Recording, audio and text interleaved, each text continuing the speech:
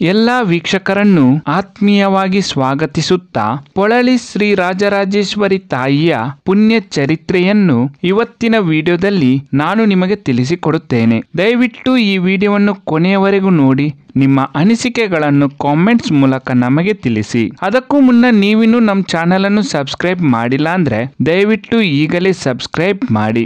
ಮಾರ್ಕಂಡೇಯ ಪುರಾಣದಲ್ಲಿ ತಿಳಿಸಲಾಗಿರುವ ಈ ಕಥೆಯ ಪ್ರಕಾರ ರಾಜ್ಯವನ್ನು ಕಳೆದುಕೊಂಡ ಸುರತ ಮಹಾರಾಜನಿಗೆ ರಾಜರಾಜೇಶ್ವರಿ ತಾಯಿ ಯಾವ ರೀತಿ ರಾಜ್ಯವನ್ನು ಮರಳಿ ಕೊಡಿಸುತ್ತಾಳೆ, ದೇವಿ ಯಾವ ರೀತಿ ಮಹಾರಾಜನ ಕನಸಿನಲ್ಲಿ ಬರುತ್ತಾಳೆ ಎಲ್ಲವನ್ನು ತಿಳಿಸಿಕೊಡುತ್ತೇವೆ.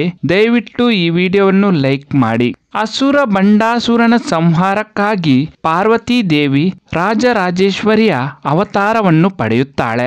ಶಿವನಿಂದ ಅಮರತ್ವದ ವರವನ್ನು ಪಡೆದು 3 ಲೋಕಕ್ಕೂ ಕಂಟಕನಾಗಿದ್ದ ಬಂಡಾಸುರನನ್ನು ತಾಯಿ ಶ್ರೀ ರಾಜರಾಜೇಶ್ವರಿ ಸಂಹಾರ ಮಾಡಿ ಪೊಳಲಿ ಕ್ಷೇತ್ರದಲ್ಲಿ ಯಾವ ರೀತಿ ನೆಲೆ ನಿಲ್ಲುತ್ತಾಳೆ ಎನ್ನುವ ಪುರಾಣ ಕಥೆಯನ್ನು ಈ ವಿಡಿಯೋದಲ್ಲಿ ನಾನು ನಿಮಗೆ ತಿಳಿಸುತ್ತೇನೆ.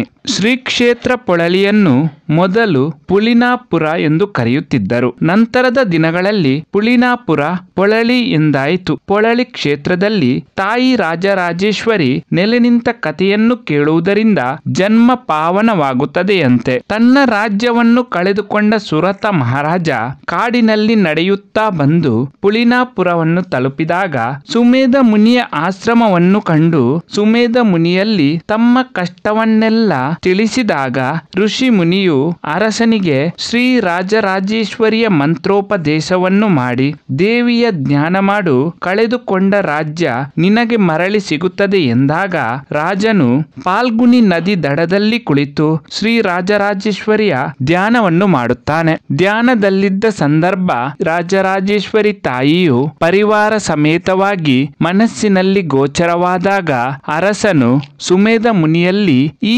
ವಿಚಾರವನ್ನು ತಿಳಿಸಿದಾಗ ಸುಮೇಧ ಮುನಿ ಅರಸನಿಗೆ ಹೇಳುತ್ತಾನೆ, ಮನಸ್ಸಿನಲ್ಲಿ ಮೂಡಿದ ಶ್ರೀದೇವಿಯ ಪರಿವಾರ ಸಮೇತ ಮೂರ್ತಿಯನ್ನು ಮನಸ್ಸಿನಲ್ಲಿ ತಾನು ಕಂಡಂತೆಯೇ ಸೃಷ್ಟಿಸಿ ಪೂಜಿಸಲು ಹೇಳಿದಾಗ ಮನುಷ್ಯರಷ್ಟೇ ಎತ್ತರದ ತಾಯಿ ರಾಜರಾಜೇಶ್ವರಿಯ ಪರಿವಾರ ಸಹಿತ ಮೂರ್ತಿಗಳನ್ನು ಜೇಡಿ ಮಣ್ಣಿನಲ್ಲಿ ಸೃಷ್ಟಿಸಿ ತನ್ನ ತಲೆಯಲ್ಲಿದ್ದ ವಜ್ರದ ಕಿರೀಟವನ್ನು ತಾಯಿಗೆ ಅರ್ಪಿಸಿ ಪೂಜಿಸಲು ಪ್ರಾರಂಭಿಸಿದ ನಂತರ ತಾನು ಕಳೆದುಕೊಂಡಿರುವ ರಾಜ್ಯವನ್ನು ಹಾಗೂ ಸರ್ವ ಅಧಿಕಾರಗಳನ್ನು ಪುನಃ ಪಡೆದುಕೊಳ್ಳುತ್ತಾನೆ. ಸುಮಾರು 2000 ವರ್ಷಗಳಿಗಿಂತಲೂ ಹಳೆಯದಾದ ಸುರತ ಮಹಾರಾಜ ನಿರ್ಮಿಸಿರುವ ಮೂರ್ತಿಗಳನ್ನೇ ಈಗಲೂ ಸಹ ಶ್ರೀ ಕ್ಷೇತ್ರ ಪೊಳಲಿಯಲ್ಲಿ ಪೂಜಿಸಿಕೊಂಡು ಬರುತ್ತಿದ್ದಾರೆ. ಅಷ್ಟಕ್ಕೂ ಸುರತ ಮಹಾರಾಜನಿಗೆ ಒಲಿದ ಶ್ರೀ ರಾಜರಾಜೇಶ್ವರಿ ತಾಯಿ ನೆಲೆ ನಿಂತ ಈ ಪುಣ್ಯಕ್ಷೇತ್ರ ಎಲ್ಲಿದೆ ಎನ್ನುವ ಪ್ರಶ್ನೆಗೆ ಉತ್ತರ ಕರ್ನಾಟಕದ ದಕ್ಷಿಣ ಕನ್ನಡ ಜಿಲ್ಲೆಯ